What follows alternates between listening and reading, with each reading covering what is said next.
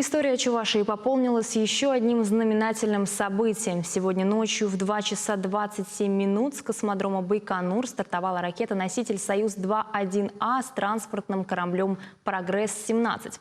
Полет посвящен дважды герою Советского Союза, летчику-космонавту Андрияну Николаеву.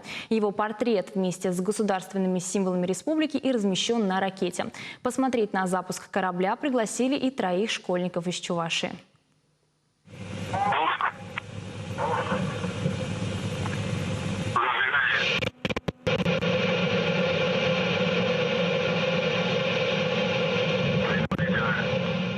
Каждый мальчишка Чувашии, когда в космос полетел 3-й космонавт Земли Андриян Николаев, мечтал повторить подвиг земляка или хотя бы своими глазами увидеть, как взлетает ракета.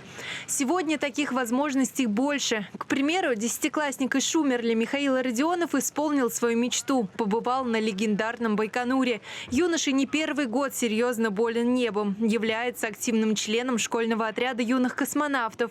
И эта поездка для него поистине космическое событие. Михаил признается, что запуск ракеты еще долго будет ему сниться.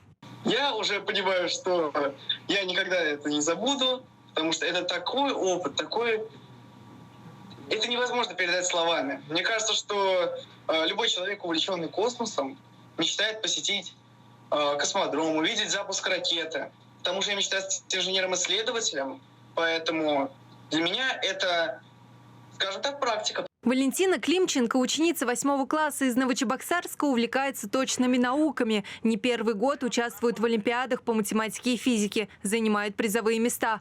О том, что может отправиться на космодром Байконур, даже не подозревала. Гостила у бабушки и дедушки в деревне, когда родители позвонили и сказали: «Все, ты едешь». Раньше я не видела, как запускают ракеты в космос. Видела только на видео. Знаете, на видео ракета выглядит как пятно яркое. А когда смотришь своими глазами, ракету отчетливо видно. Это выглядело очень красиво. Нам еще повезло. Мы смотрели запуск ракеты на рассвете.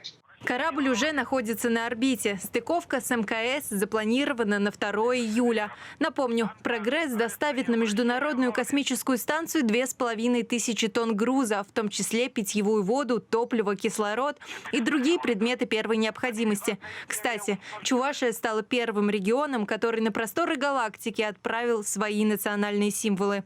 Екатерина Данилова, Вести, Чебоксары.